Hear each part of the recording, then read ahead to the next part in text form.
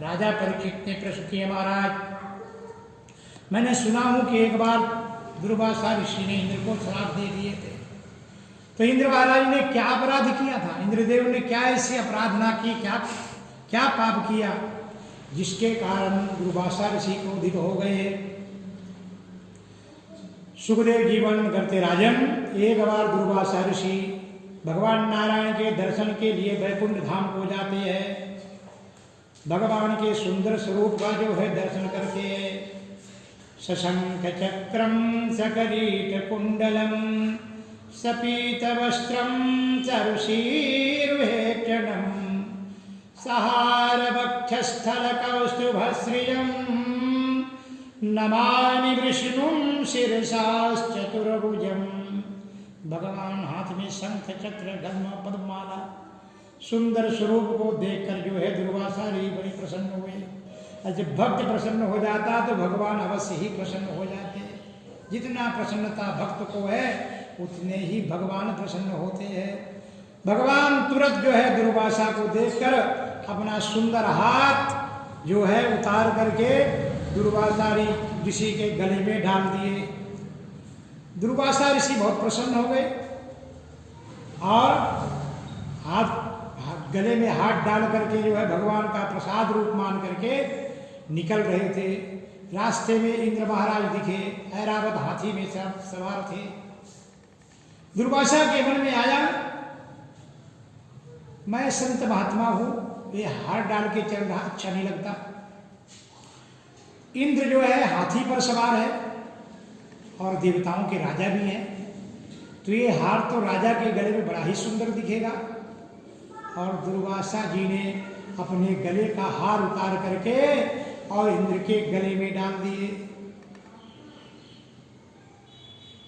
इंद्र जो है कुछ क्षण तो पहने रहे, लेकिन जब दुर्वासा चले गए तो अपने गले से हार निकाले और हाथी के गले में डाल दिए। और हाथी बंदर इनको कोई कपड़ा पहनाए, मरकट भूषण जंग, अगर कोई बंदर को कपड़ा पहनाए तो फाड़ ही डालेगा, हाथी को कोई हार पहनाएगा तो वो तोड़ ही डालेगा। हाथी ने सूंड से भगवान के सुंदर से दिव्य हार को जो है सूंड से निकालता है और पैर के नीचे डालकर कुचलने लगता है। इतने में जो है दुर्वासा ऋषि कहीं से भ्रमण करते करते आ जाते हैं। और दुर्वासा ऋषि जब भगवान का बहुमूल्य हार हाथी को कुचलते हुए देखते हैं, उनको बड़ा क्रोध आया। देखो इंद्र कितना मतवाला हो गया, कितना अंधा हो गया कि जो भगवान नारायण की गले में हार जिसको सारे देवता तरसते हैं और वो भगवान का बहुमूल्य हार उनके गले में मैं डाला और इंद्र हाथी के नीचे डाल दिया। दुर्वासा ऋषि के क्रोध का पारावार नहीं रहा। उनने इंद्र को तुरंत श्राप दिया, ऐ इंद्र मैं तेरे को श्राप देता हूं कि जिस धन संपत्ति के नशे में चूर होकर तू जो है इस प्रकार से भगवान के बहुमूल्य हार का अपमान किया है, तू तुरंत जो है वैकुंठ तेरा जो है स्वर्ग से पतन हो, तू श्रीहीन हो जा। और दुर्वासा ऋषि श्राप देके निकल गए। इस बात की पता दैत्यों को चली। दैत्यों ने तुरंत स्वर्ग में धावा बोला और इंद्र को परास्त करके इंद्र की जो है अमरावती स्वर्ग पर दैत्यों ने अपने अधिकार जता दिया। सारे देवता इधर मारे मारे फिरते चारों तरफ, कहीं जगह नहीं। गिरिकंद्रा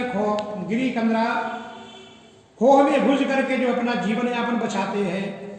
एक दिन जो है ब्रह्मदेव के पास गए, प्रभु हम देवता होकर के भी यहाँ वहां भटक रहे हैं। ब्रह्मदेव बोलते तुम आप कर्म ही ऐसे करते हो कि जिन कर्मों का फल तुमको बार बार मिलता है। फिर भगवान भोलेनाथ के पास गए, सारे देवता मिलकर भगवान नारायण के पास गए। भगवान नारायण के जाकर के प्रणाम किए सारे देवताओं अपनी दुर्दशा भगवान नारायण को बताते हैं। भगवान सारे देवताओं को बोलते हैं जाओ समुद्र मंथन करो।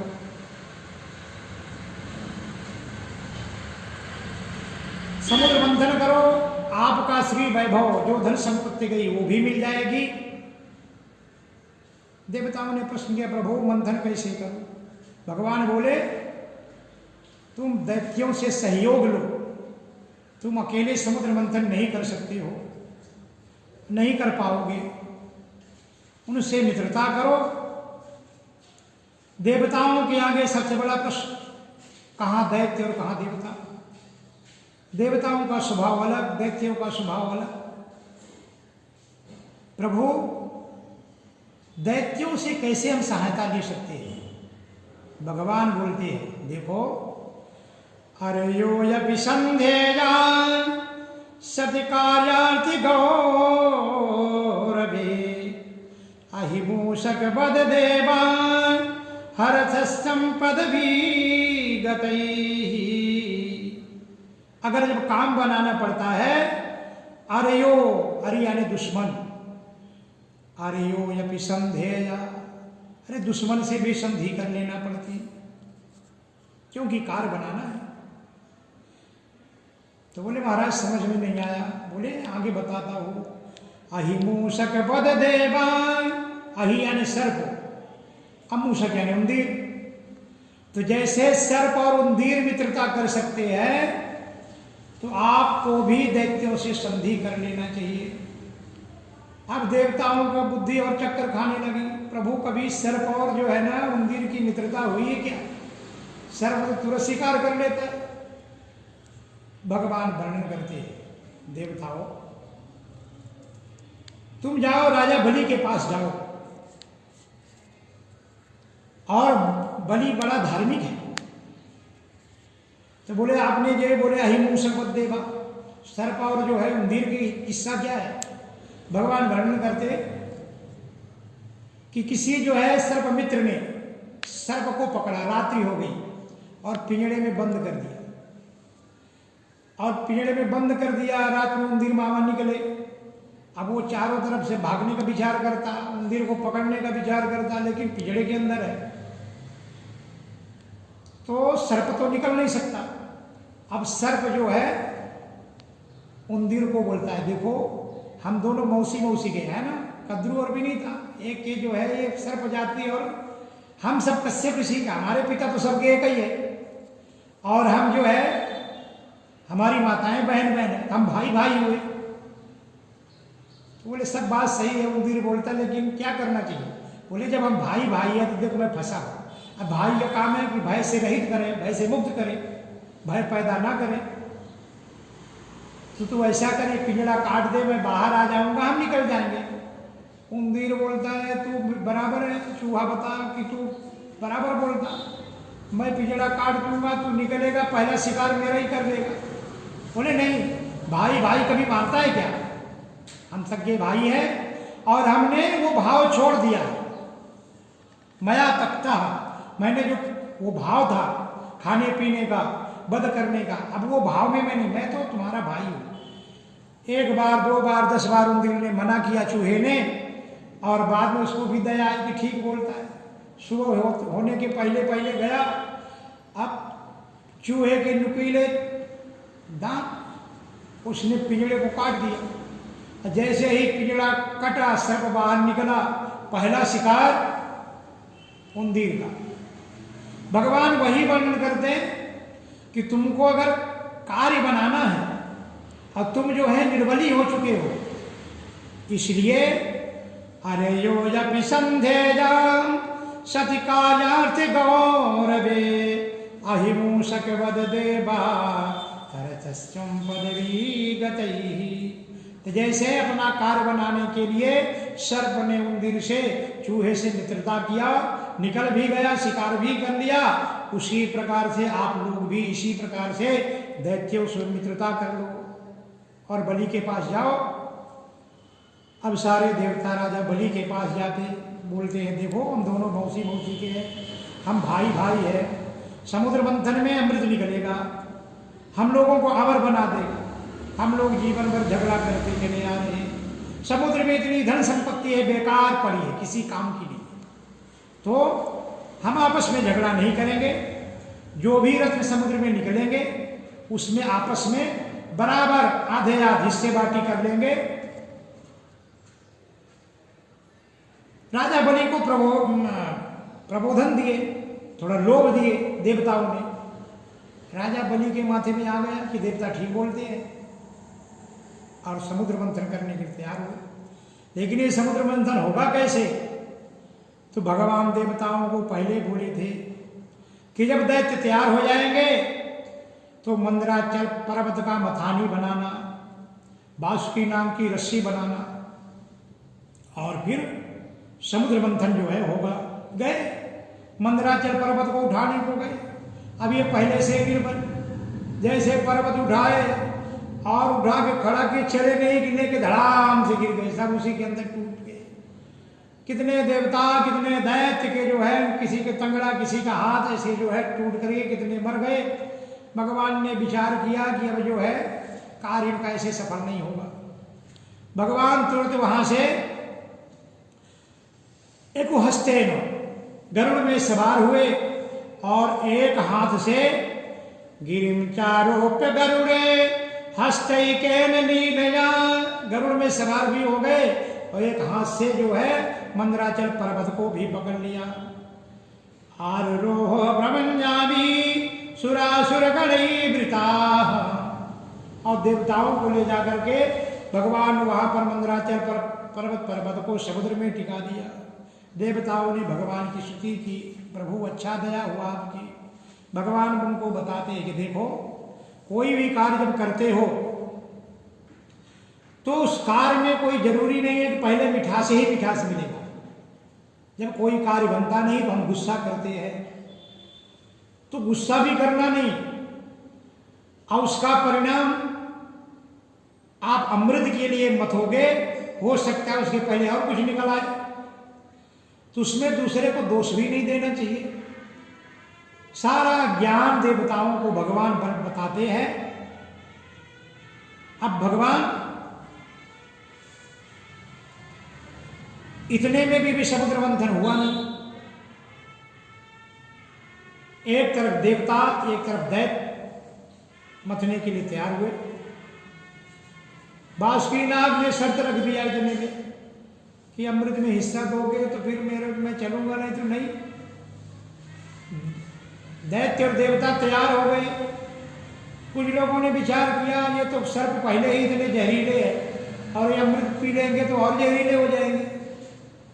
लेकिन भगवान ने बोले सब में हाँ बोलना, उसको भी हिस्सा देने को तैयार हो। अब तैयार हुआ। भगवान देवताओं को पहले बोले थे न भेतव्यम कालकूटात् विषज्वालादि संभवात् लोभः कार्यो न विजातु रोषः कामास्तु वस्तुता। आप समुद्र मंथन करेंगे लेकिन लोभ के कारण कार्य कभी सिद्ध नहीं होता। तो जब लोभ के कारण हम कार्य करते हैं तो फिर क्रोध भी नहीं आना चाहिए, ये दोनों इकट्ठा हो जाएगा तो गड़बड़ हो जाएगा।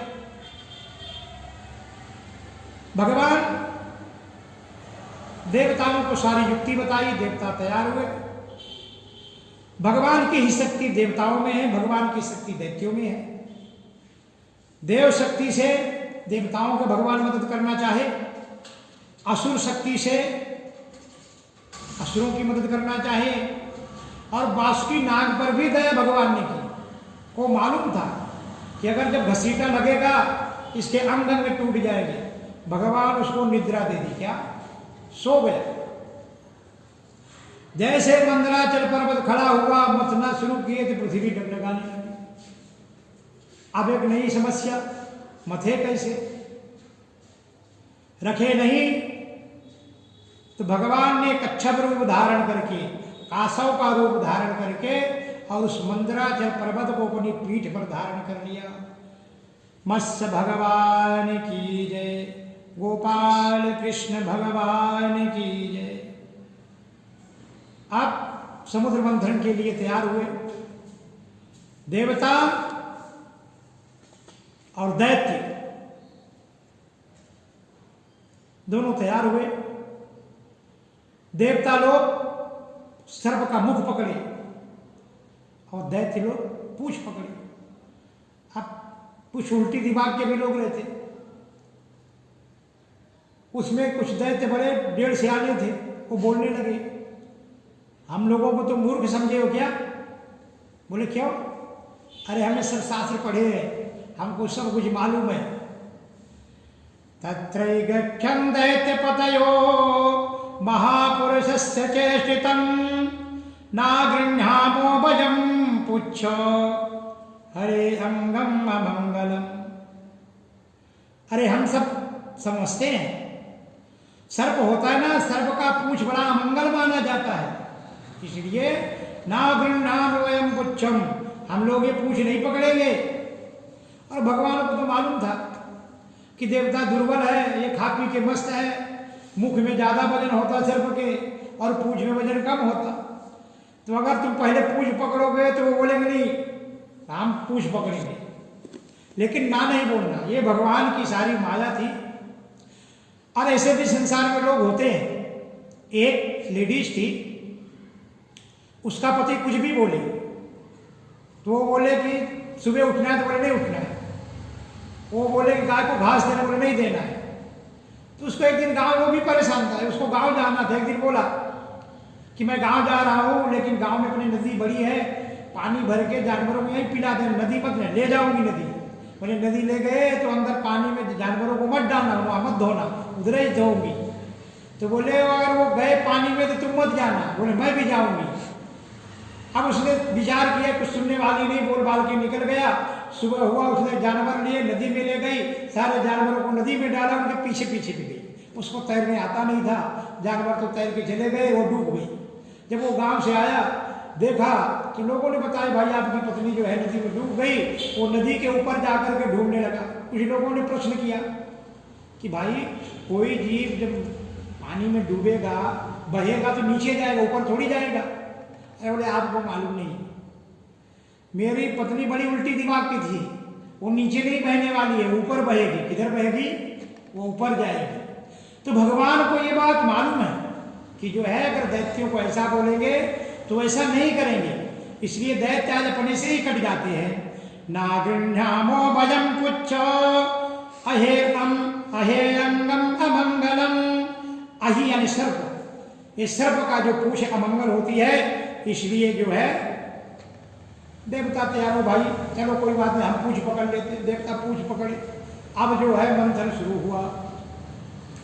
मंथन शुरू हुआ, उसमें सबसे पहले कालकूट विष निकला, और वो इतना भयंकर, उसकी ज्वाला, उसकी अग्नि में सारा संसार गिरने लगा।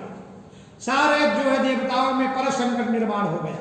देवता लोग भागते भागते भोलेनाथ के पास गए, हाथ जोड़े, देव देव महादेव भूतात्मन भूत भावन त्राहिना शरणं पन्नो त्रैलोक्य दहनाद्विषा। हे भोलेनाथ आप दया करो, ये सारा त्रैलोक जल के भस्म हो जाएगा। तमेव सर्व जगतः ईश्वरो बंध मोक्षयो। आप संसार के मालिक हैं, आप जगत बंधन के मोक्ष करने वाले हैं। पार्वती जी से भगवान ने इशारा किया। पार्वती जी बोलती भोलेनाथ की तरफ, आप जो है ना, भगवान पर आपकी तो बड़ी कृपा है। भोलेनाथ विष पीते हैं और वो भी भगवान का नाम लेके। राम, र से मुख खुलता है, म से बंद हो जाता है, राम। लेकिन राम की महिमा क्या है? नाम प्रभाव जानत गण राव। राम की नाम की महिमा तो गणेश जी को मालूम है, राम नाम की महिमा तो भोलेनाथ को भी मालूम है कि भगवान के नाम में वो शक्ति है। भगवान भोलेनाथ देखे संसार में जो है प्रलय आ जाएगा, भगवान भोलेनाथ गए तुरंत। ततः करतली कृत्वा व्यापी हलाहलम विषम। तुरंत हाथ में जो है अंगुली कर लिया और हलाहल विष जो है पान कर गए। एक नाम भोलेनाथ को और मिल गया, नीलकंठाय शांभवी, है ना। राम बोलकर अंदर जो है हलाहल विष नहीं उतारा। क्यों? उसके अंदर अंतरात्मा में श्री राम जी की झांकी है। अगर वो विष जाता तो राम जी के जो उनके इष्ट देव है इसलिए कंठ में धारण कर लिया है ना भोलेनाथ ने, नीलकंठाय सांभवे। और इस प्रकार से भी जो है नाम प्रभाव जानत शिवनी को, कालकूट फल दीन नमी को। तो भगवान नाम की क्या महिमा है ये तो शिव जी से ही पूछ सकते हैं। फिर जो है समुद्र मंथन हुआ, कालकूट विश्व को दे दिया, कामधेनु जो है, फिर समुद्र मंथन हुआ, कामधेनु गाय निकली, ऋषियों ने ले लिया, उच्च श्रवा घोड़ा निकला, राजा बलि ने ले लिया, फिर मंथन हुआ, ऐरावत हाथी निकली, इंद्र ने ले लिया, कौस्तुभ मणि निकली, अजित भगवान ने ले लिया, कल्प वृक्ष निकला तो देवताओं ने स्वर्ग की शोभा के लिए लिया, अप्सराएं निकली देवताओं ने ले लिया, अब बारुणी निकली मदिरा दैत्यों को दे दिया, अब लक्ष्मी निकली तो लक्ष्मी में सब जो है वयम अग्रे मैं इसको वर्ण करूंगा, मैं वर्ण करूंगा। तब ब्रह्मदेव ने युक्ति रखी तो मृत्युलोक का पहला स्वयंवर, पहला जो मंगलाष्टक वो कहाँ हुआ, लक्ष्मी के लिए, कि भाई ऐसा नहीं लक्ष्मी जिसको वर्ण करेगी। अब पहले दुर्वासा बोले बड़ा करो जी, भोलेनाथ अरे ये तो 20 इनके जो है तो भांग धतूरा ये भी अच्छे नहीं है।